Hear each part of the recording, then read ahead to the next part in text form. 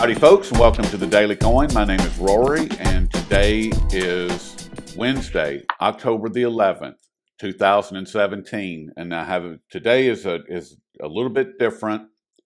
I have a really special guest on today. He's somebody that you know, you respect, you love his work. We at the Daily Coin, we admire everything about this gentleman and all of the great work that he's produced for 30 plus years. He's the head of research at Gold Money. Speaking of Alasdair Macleod, and what we're going to do, or what Alasdair is going to do, is provide a roadmap or a picture of the oil Yuan gold benchmark. There's been a lot of information, as you all are well aware, that's been flying around, and I wanted to get some clarification. And that's the whole point of this conversation. And at times I may interrupt Mr. Macleod. We've already discussed that, and he understands the reason that I may do that. I may not, but don't be surprised if I do. So, but without any further ado, I'd like to welcome back to the Daily Coin, Mr. Alasdair Macleod. Alasdair, welcome back. Thank you very much for asking me back. Well, I'm glad that you're here. As I was saying, this is a very important broadcast because of what is happening and the potential for this whole contract that's out there. It's just kind of floating around. I've done some research. I can't find anything that says yes, this is happening. But you have the research that supports this idea and how it is potentially going to unfold. There's not anything in concrete at this point. We've got the October 18th or 19th. The Chinese Communist Party meeting is on schedule. There may be an announcement at that time. And you are actually publishing a report tomorrow on Thursday, the 12th, about the details of what your research has shown. And if you would, Alasdair, just give us the details of what you found. Okay, Rory. Very, very briefly, I think the first thing I should do is to clarify actually what we're talking about. Okay. What we're talking about are two separate futures contracts. There's one that exists already, and that is a futures contract for gold, deliverable, priced in yuan. That already exists not only on the Shanghai Futures Exchange, but the Shanghai Futures Exchange, the international side. It also exists, believe it or not, in Hong Kong, and it also exists in Dubai. And for some bizarre reason, there is also, you can trade this, I think, somewhere like Bulgaria or something quite extraordinary. We'll put that to one side. Okay, that is one contract.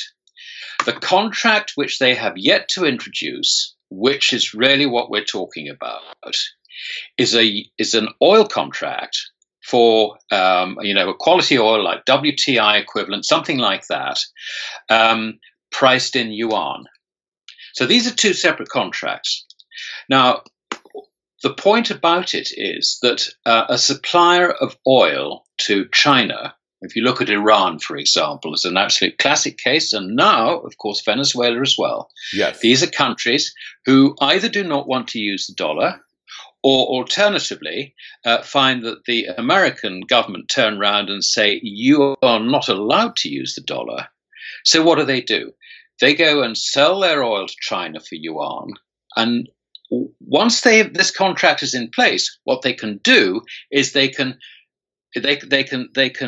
sell their oil forward. In other words, cover the price in the market, and at the same time buy a gold contract to be delivered on the same day. So that by using these two contracts, effectively what they're doing is they're selling some or all of their oil for gold. That is how we end up with this oil for gold mechanism. Okay, so right there, Now, I want to clarify because we're talking about two completely separate contracts. Is that right? Two separate contracts, Okay. but available on the same market and under the same conditions. Okay. So how does that the fact that there are two, because this is the point of contention for me. We're talking about two completely separate contracts. Does your research at this point show, Alasdair, that these contracts are tied together somehow or potentially will be tied together somehow? No, they're not tied together. They exist as separate contracts. Okay. But what you have between the two contracts, you've got the facility as an oil producer to effectively sell your oil for gold. Now, this is important because eventually what the Chinese government wants is for oil producers, when they sell oil to China, for them to take payment in yuan. Now, obviously, yuan hasn't got the international liquidity and credibility to attract outside suppliers of oil to accept the yuan. To some extent, the Chinese can deal with that by offering better terms, better prices maybe, to those prepared to settle in yuan. They're already doing this with Angola, for example. Angola is one of their major suppliers, and they are being paid in yuan. Russia is a major supplier. Russia is being paid in yuan, and I understand has been for the last 2 years. Iran is an interesting one because, as I said earlier, Iran has been effectively cut out of the dollar system, and at one stage it was cut out before the nuclear agreement, which now America is looking to maybe amend or overturn.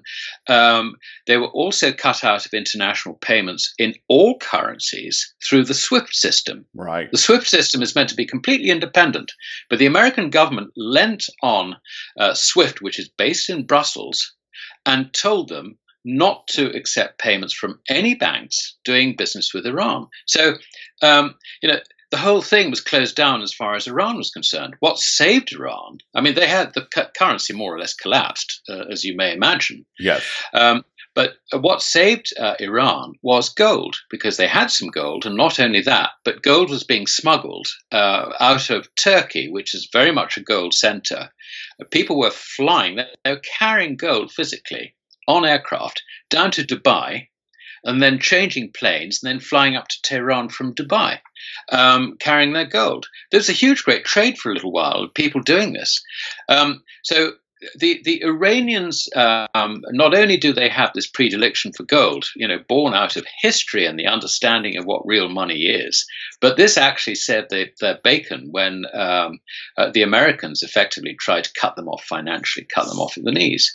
They were able to sell their gold. They were able to do deals with countries like India, where the balance of trade would be paid in gold, and so on and so forth. So you can see that this is something that is really liked by countries like Iran.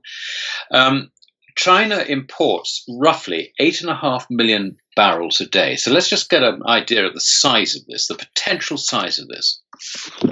They import 8.5 million barrels a day, which is around about $150 billion worth a year of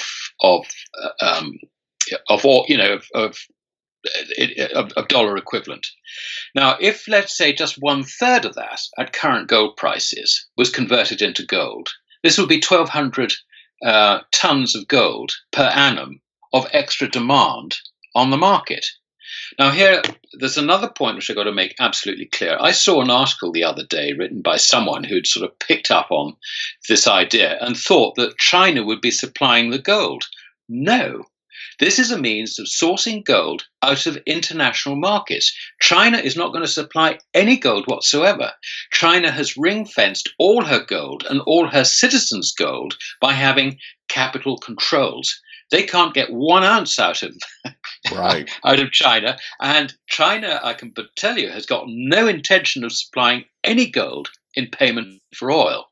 This has got to come out of existing international markets. So this is why it's a big deal. China realizes that if they bring in this oil contract in yuan, that it could be used in this way. And the effect on the gold price is likely to be electric. The effect on the dollar is likely to be equally electric in the opposite direction.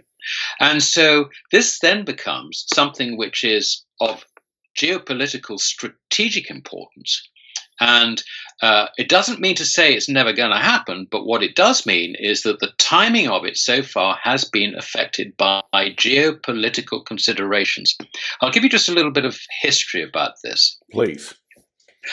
This contract was first mooted, so far as we're aware, in 2012. And it was intended to introduce a contract based at that time on high sulfur grades, which China was using. The contract was intended to be settled in either dollars or yuan at the oil supplier's choice. Now, that has obviously changed in two ways. Firstly, we're looking at a better quality oil, sort of standard, if you like, with Western deliverable contracts. And also, the dollar option is not going to be there. However, the problem was that the absence of an offshore market for yuan meant that the proposal was premature.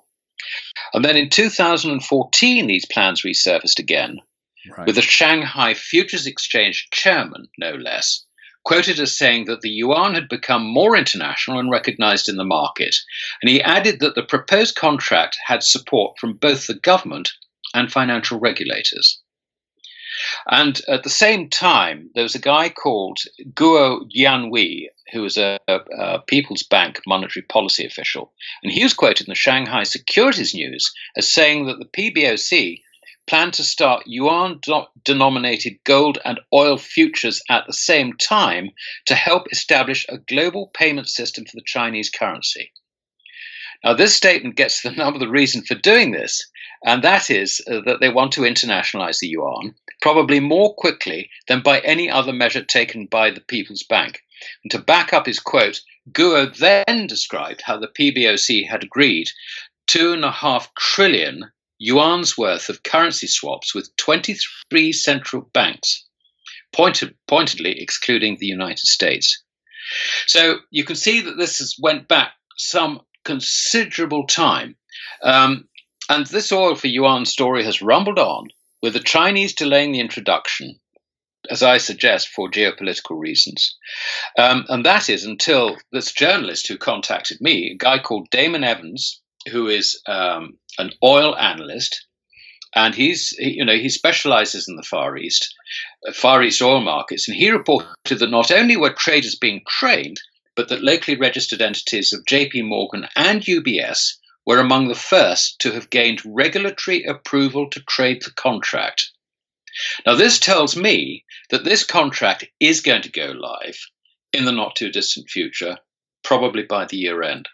Well, that's terrifying that JP Morgan and UBS have their claws in it. Well, I mean, they're in the oil business, right?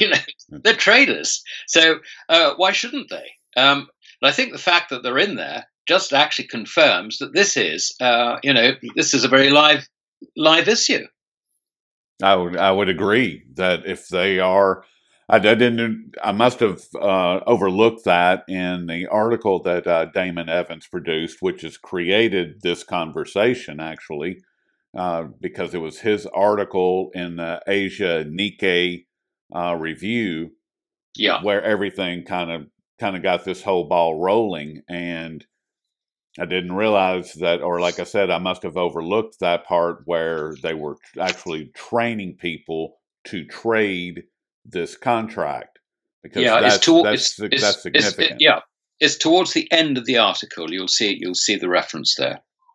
Okay, and you cited Guo Jianwei from the Shanghai Securities News, and this is an email that you had sent me back on October the 6th, and I want to read this direct quote because you quoted it, but it was. I want to give the exact words, and this is what he said, and this is going to be in the video also. This is a quote.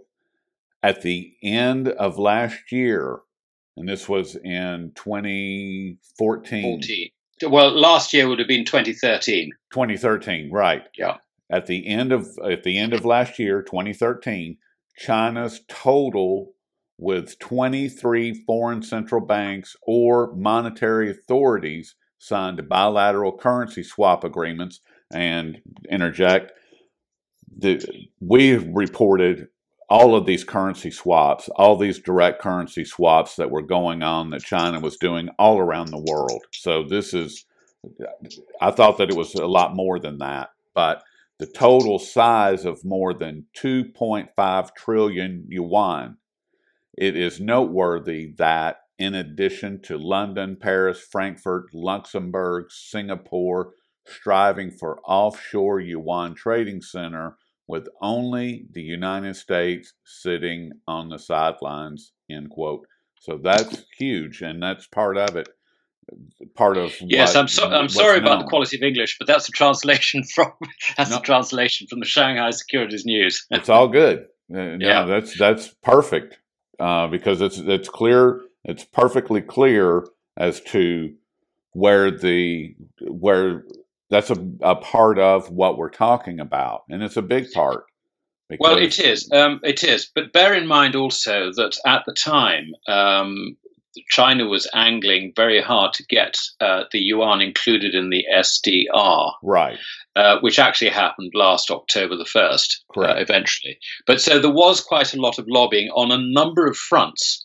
I mean, the point I'm just trying to make is that China has a deliberate policy of internationalizing her own currency. right. Why? Because she doesn't want to have to use the dollar in any of her trade, if at all possible. And that is her end point. So what she has to do in order to achieve that at some stage is to up the game and effectively destroy the dollar as a competitor to her own currency. But as you may imagine, if you do that, if you destroy the dollar by driving up the gold price, through this sort of, through people using the oil for yuan contract to then sort of elide into a yuan for gold contract or whatever, then there are going to be consequences not only all around the world, but also for China's own economy, because she does depend on trade, particularly in Asia, and she's at the moment trades something like $500 billion equivalent with the United States in terms of. But they have the option. They've got a $1.3 trillion option where they can cause a lot of problems if the United States, if the maniacs in Washington D.C. decide that they want to do something silly and attack this or try to put up some kind of create some kind of problem for this, they can destroy our economy literally overnight. Well, I think through the Treasuries, probably not, for the very simple reason that all the US Treasury has to do is to refuse to acknowledge transfers. They can freeze the account.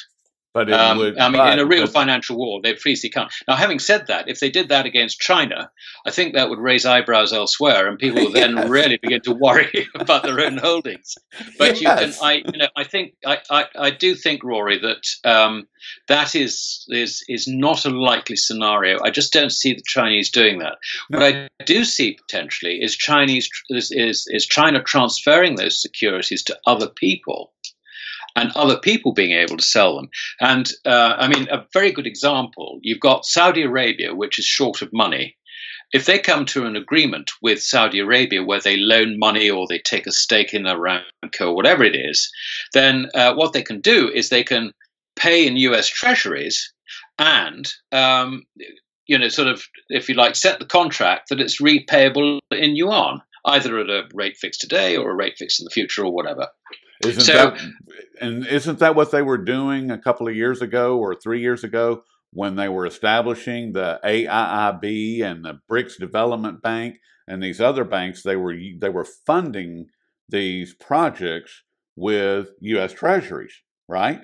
And in essence, isn't that what they were doing?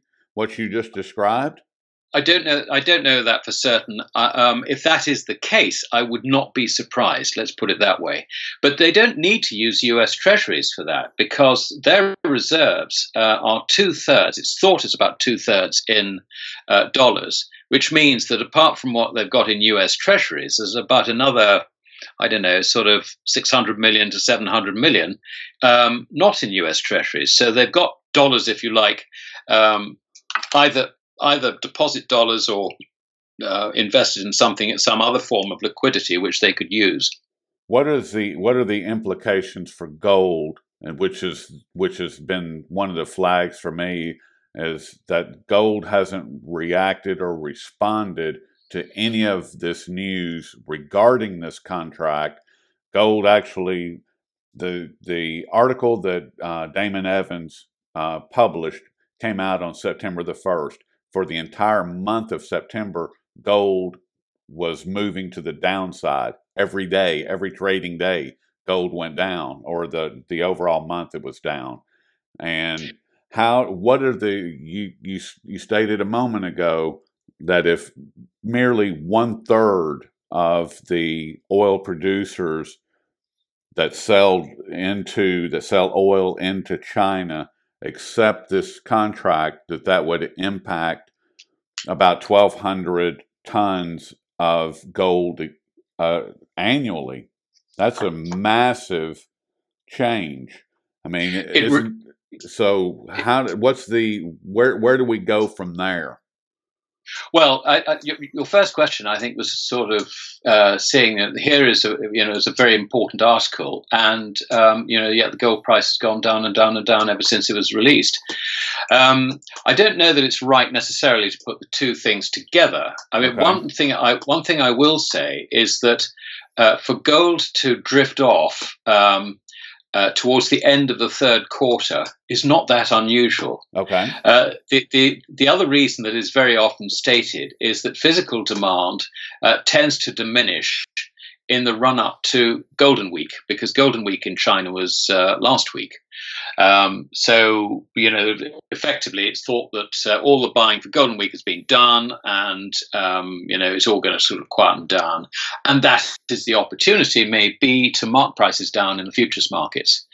You could argue that in order to counter the thought that we're going to see oil producers demanding gold through oil for yuan and then yuan for gold contracts,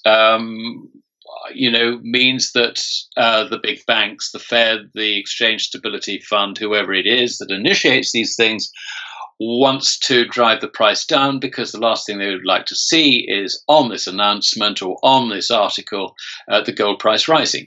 But I think that's a very speculative statement. There may be something in that, but I think that there has been nothing in any of these markets really to disturb the flows that we've seen. I mean, if you look at other markets like equity markets and bond markets, which demonstrably are way overpriced, yet they still sort of hold their levels. And I think gold, in a sense, is suffering from the same, or has been suffering from the same sort of lethargy.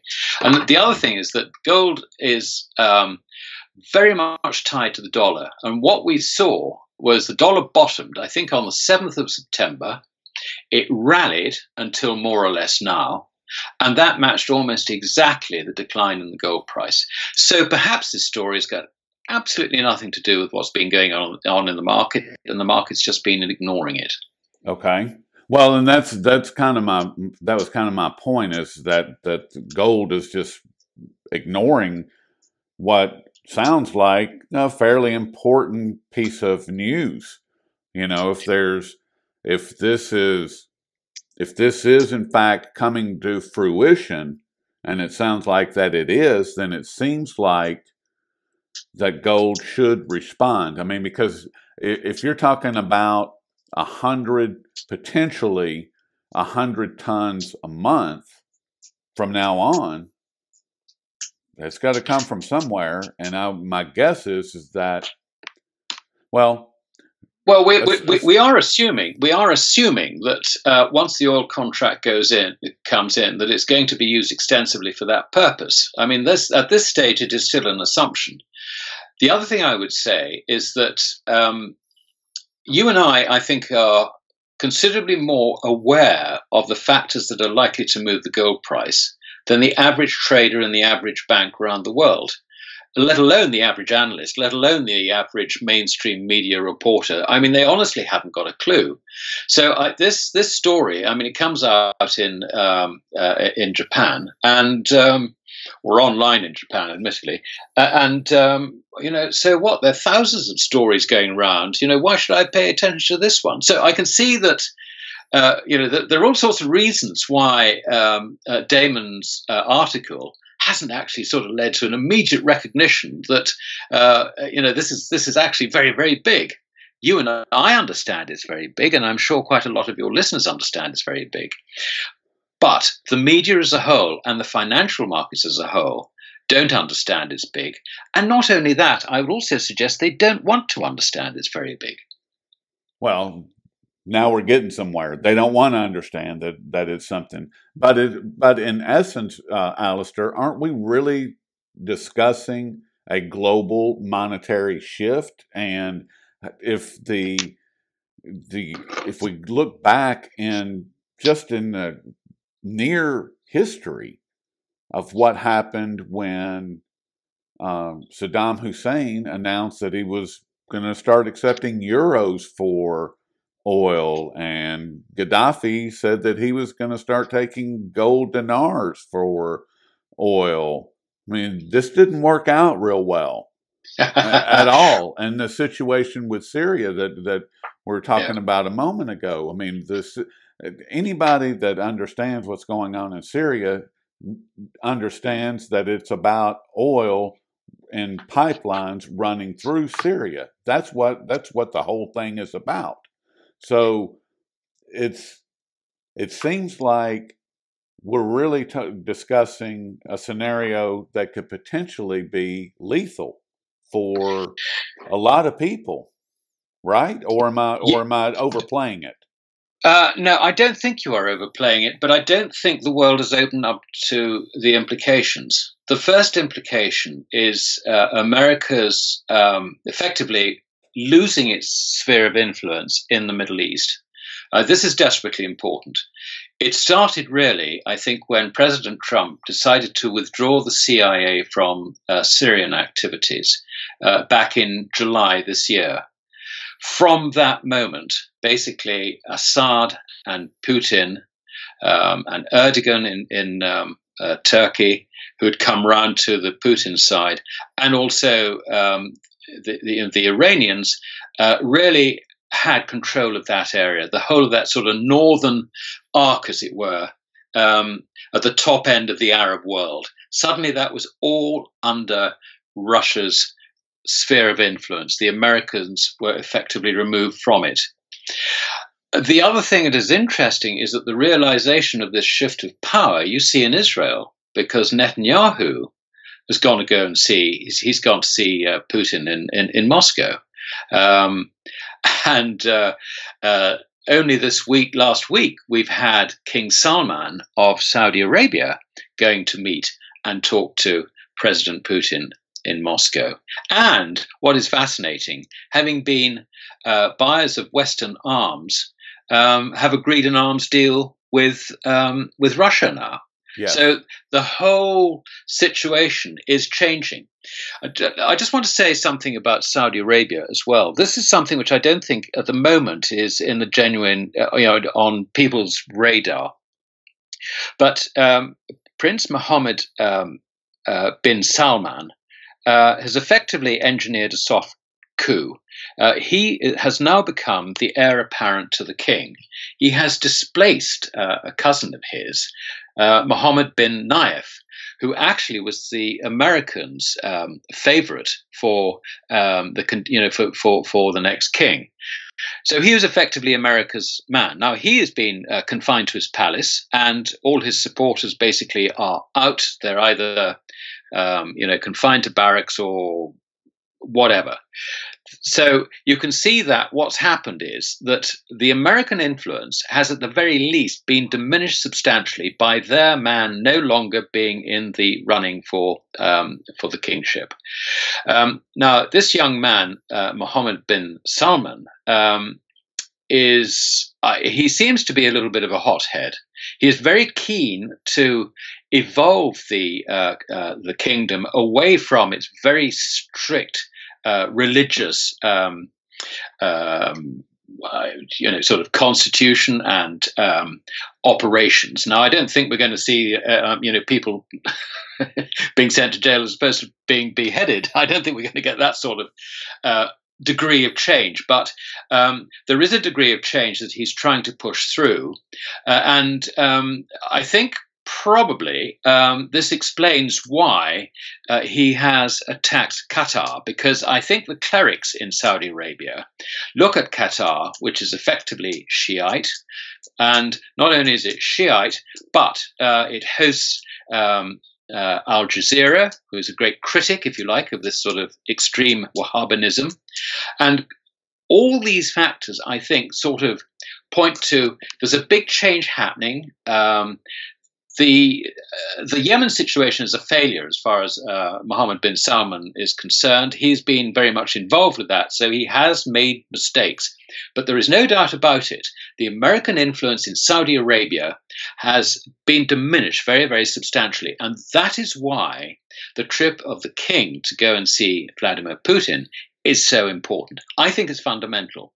So if you think in terms of the Middle East, now we have the partnership between China and Russia. China is a consumer of oil, Russia is a military power, effectively controlling the whole of the Middle East. There are no petrodollars there are no petrodollars, if you like, as a result of oil being sent to America from that area. The oil that America gets comes from Nigeria and other places. So, there is absolutely no reason why that region should be wedded to the dollar anymore. But the problem is they don't have any alternative. They have, the only thing that they're being asked to accept is Chinese yuan. But there isn't really a significant enough international market for the Chinese yuan. This is a situation which, ideally, from the Chinese point of view, would probably persist for the next 5 years as they build up liquidity in international markets and the yuan becomes more acceptable on the back of that. That has not happened. What's happened is that America very quickly, a lot more quickly than expected, has actually lost its influence in the Middle East. So that, to me, is a key part of this story. And I think now what we have is, instead of China turning around and saying we can control the pace at which this change is occurring, what's happening is that the people in Asia and places like the Middle East will now be pushing for the change which China was planning to do anyway. So the events, if you like, I think are slightly out of China's control and Russia's control. They're being driven, if you like, by the fact that there's this vacuum created by America losing its sphere of influence, particularly in the Middle East. So it's a fascinating situation, and quite how long it's going to take for this to sort of turn out, I honestly don't know. But the one thing I would say is that the eventual objective, as far as China is concerned, is that all commodities, not just oil, will be priced in yuan for her purposes. She doesn't mind what you and I pay for our commodities, but as far as she is concerned, she wants them in yuan. And in her sphere of influence, along with Russia, over the majority of the Asian continent, she's going to want that currency to be yuan as well. And they're going to get it. They're going to get it. It's just that simple. And there's absolutely. I mean, I think the point here is that this is the direction of travel anyway. So it's just a question of timing. Right. It's not. Will there ever be a contract for oil in yuan? The answer is yes, there will be. Um, and but what we don't know is quite when.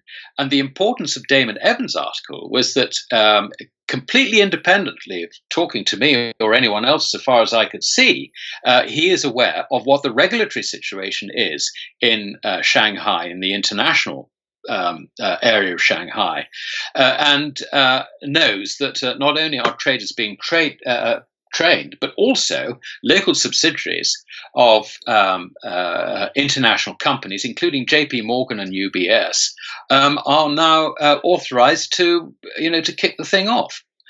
So it looks like on that basis that it will happen sooner rather than later.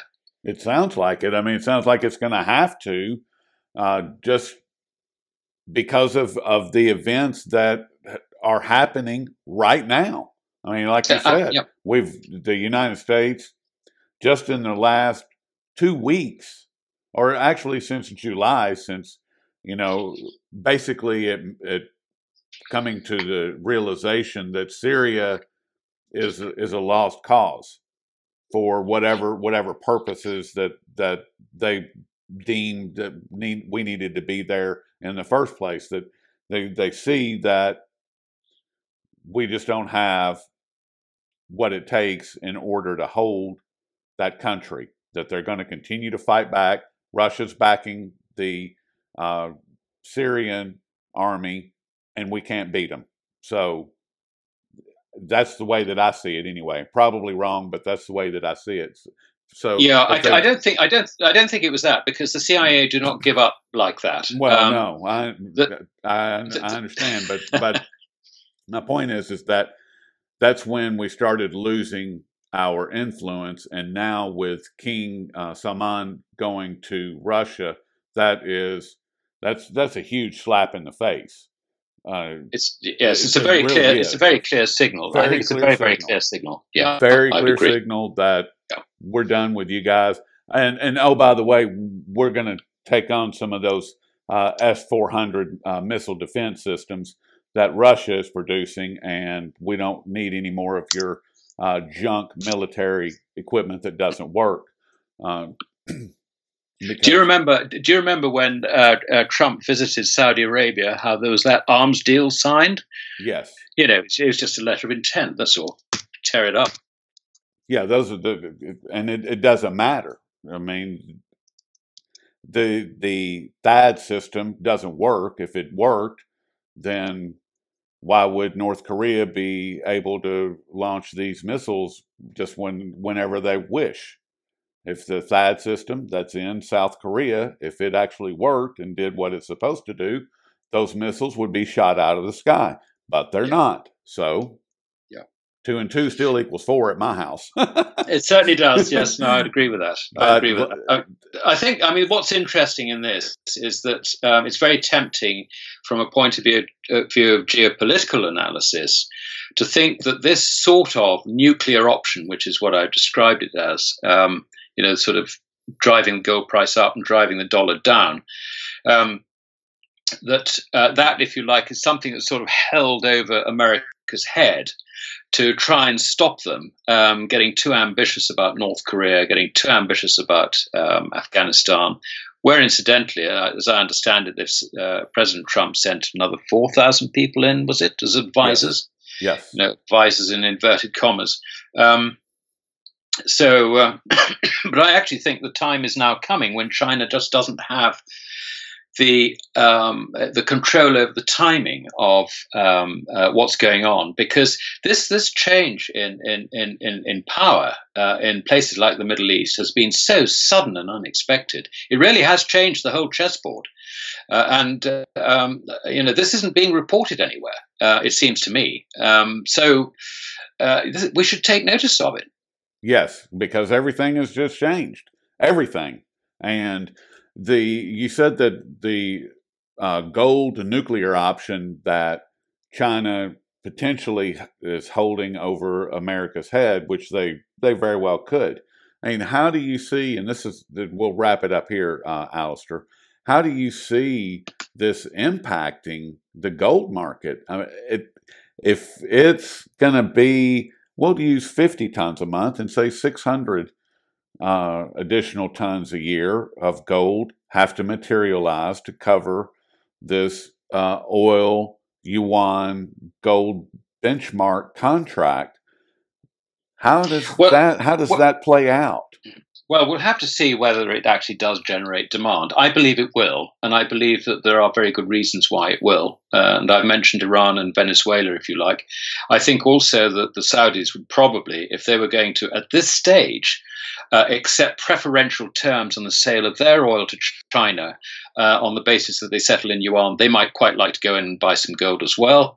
And of course, being human, if they see the gold price rise, they will want to dump their dollars and buy gold. Yes. So, this actually is something that could tip quite quickly. But I think the initial stage is probably the bullion banks on COMEX who are short would probably try and close their positions. I think that's the first thing. So whether they do this by their traditional way of suddenly appearing to dump $2 billion worth of gold on the market, take out all the stops and close their positions that way, they could well try and do that before this year end. But whether they've got the room to do that, I don't know. We'll just have to see. After that, I would have thought that it would drive the gold price significantly higher. But in any event, I can see reasons why the gold price will go significantly higher, purely on the economic front.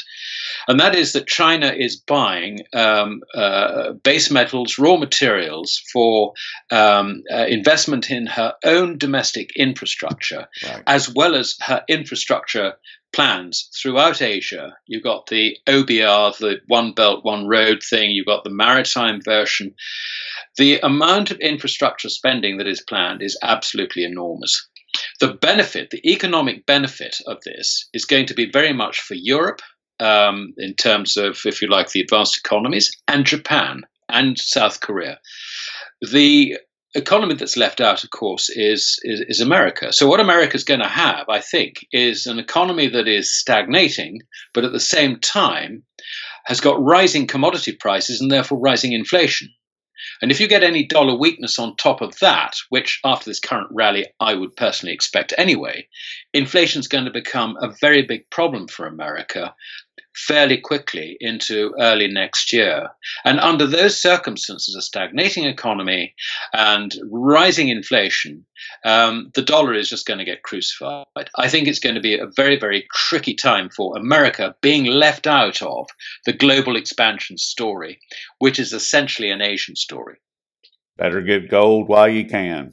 That's all I can say. Convert your Federal Reserve notes, your pound sterlings, whatever it is, convert them now.